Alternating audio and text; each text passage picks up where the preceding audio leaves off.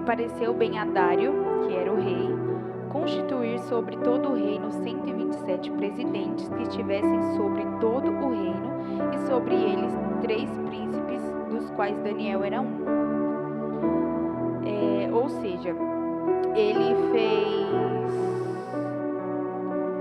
O rei, ele levantou 120 homens para cuidar de 120 províncias. E aí ele colocou 3 príncipes no meio dessas províncias para cuidar de 120, e Daniel era um deles. Versículo 3.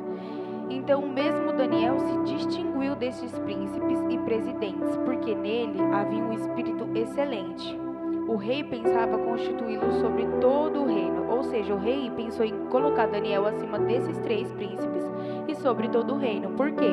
Daniel tinha um espírito excelente. Daniel era aquela pessoa que tudo que ele fazia com excelência. Não era aquela pessoa que fazia reclamando, não era aquela pessoa que fazia por obrigação. Ele fazia porque do espírito dele, ele fazia aquilo com boa vontade. Daniel era desse jeito.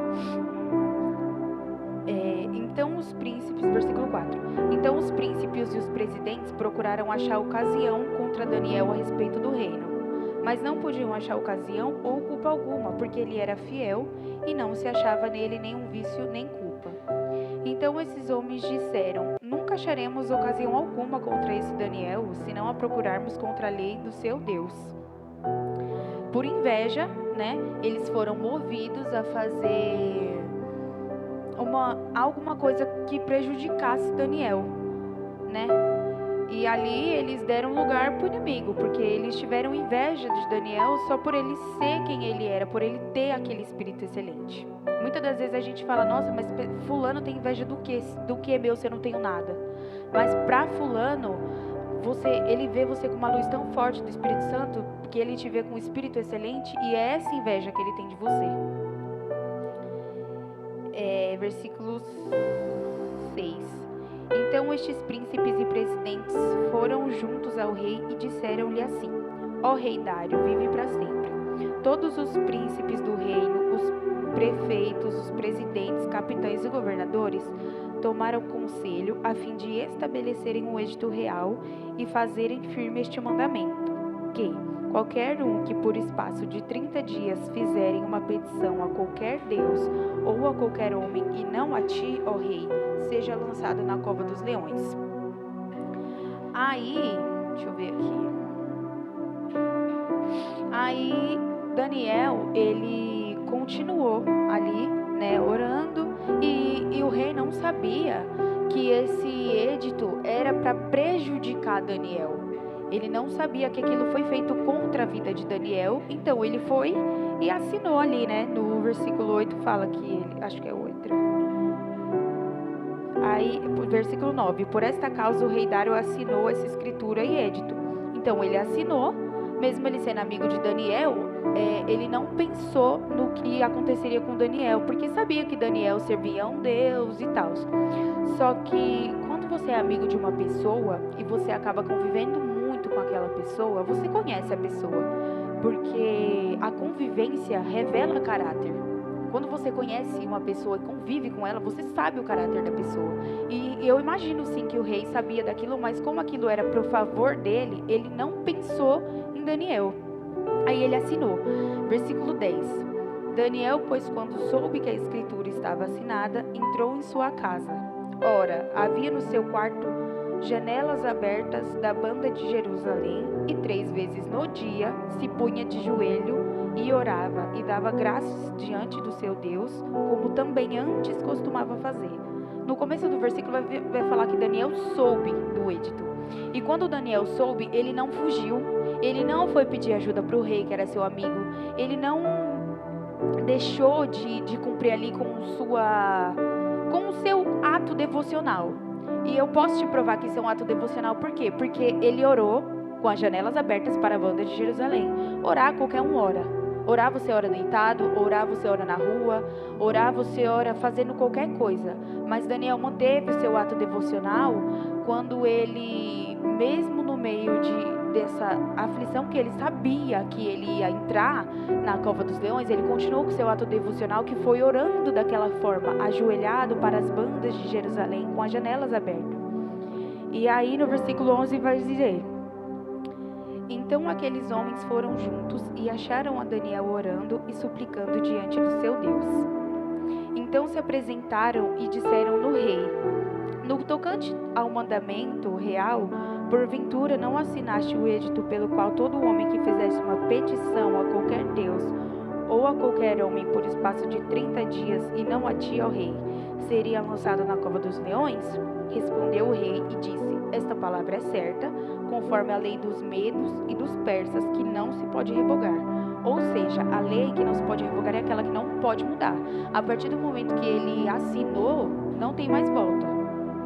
Ele já está feita ali a lei, não tem mais o que fazer. Aí vai dizer no versículo 13: então responderam e disseram diante do rei Daniel, que é um dos transportadores de Judá, não tem feito caso a ti, ó rei, nem do edito que assinastes antes. 3 vezes ao dia, por dia, ele faz a sua oração. Ouvindo então o rei o negócio, ficou penalizado e a favor de Daniel. Propôs no seu coração livrá-lo e até o pôr do sol trabalhou para salvar. O rei ficou penalizado porque Daniel era seu amigo. E naquela época não tinha relógio. Então o relógio deles era o sol. E ele esperou até o pôr do sol para poder ver como que estaria a situação de Daniel dentro da cova. Só que Daniel dentro da cova não via o sol lá fora, mas as pessoas que estavam lá fora também não viam o anjo que Deus enviou para salvar a vida de Daniel. E ali, quando os homens foram lá e falou isso para o rei ficou triste, acabou levando Daniel para a cova, e ele te disse: o rei a quem tu serves, ele te livrará. E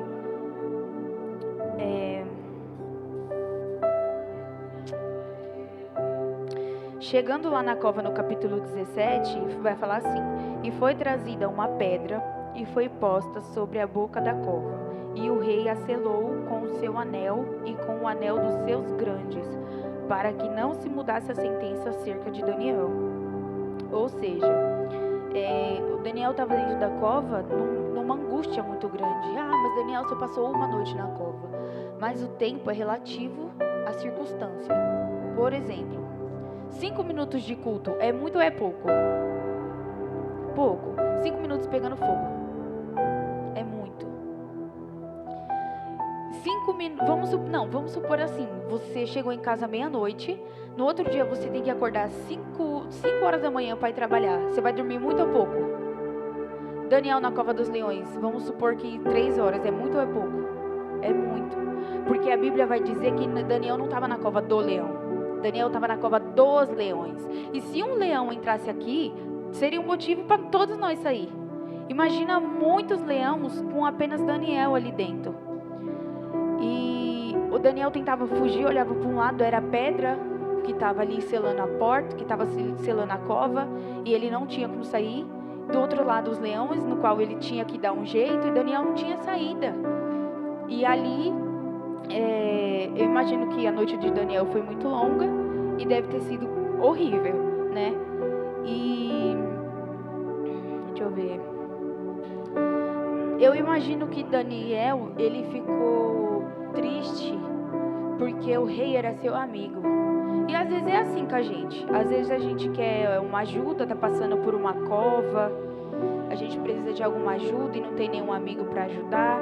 Às vezes a gente até conta para um amigo ou para um familiar, mas o amigo e o familiar não vai entender você, porque tem certas situações que é só você e Deus. Tem certas covas que é só você que vai entrar. E lá dentro vai ter leão e você vai ter que enfrentar. E é como o Anderson disse, a gente não pode voltar para trás, a gente tem que continuar. Porque a partir do momento que você para, você já desistiu e aí quem ganha é o inimigo. E você não pode deixar o inimigo ganhar, você tem que continuar. E ali, Daniel saiu da cova, né? E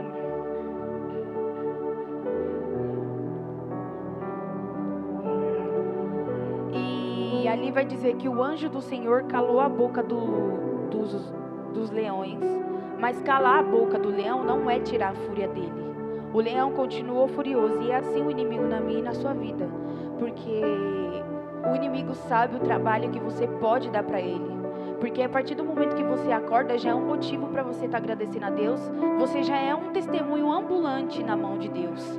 Então, a partir do momento que você acorda, que você dá graça diante do seu Deus, como fez Daniel, o inimigo já está furioso contra a sua vida, e o Deus cala ele, mas ele continua furioso. Mas em nenhum momento Deus vai deixar o inimigo te tocar, porque ele vai enviar o anjo para proteger a cada um de nós. E deixa eu ver. Muitos vão dizer que Deus salvou Daniel porque, assim, do nada. Por que Deus ia salvar Daniel, sendo que nós não somos dignos de nada?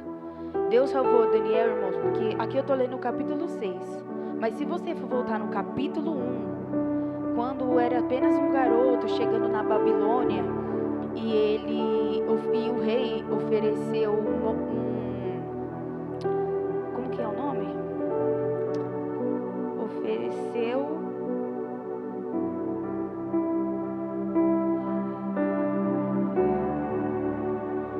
Eu não lembro o nome, mas ele ofereceu alguma coisa, acho que foi um manjar. O rei ofereceu manjar para ele e Daniel não quis. Mas não foi porque Deus falou, Daniel não coma. Daniel decidiu entregar para Deus aquilo que Deus não pediu para ele. O nome disso é renúncia. E as nossas renúncias nos levarão a grandes lugares com Deus. Porque nós não merecemos nada. Mas pelas nossas renúncias e pela graça, pelo nosso ato de fidelidade com Deus, como fez Daniel, que continuou ali orando, Deus há de nos livrar de todo mal. E a gente tem que dar graças diante do nosso Deus, mesmo Ele não nos ajudando em nada, porque Deus é aquele que nos ajuda, Deus é aquele que cuida da gente, Deus é aquele que dá livramento, Deus é aquele que, se não for Ele na nossa vida, não é mais ninguém. Amém? E assim eu agradeço a oportunidade em nome de Jesus.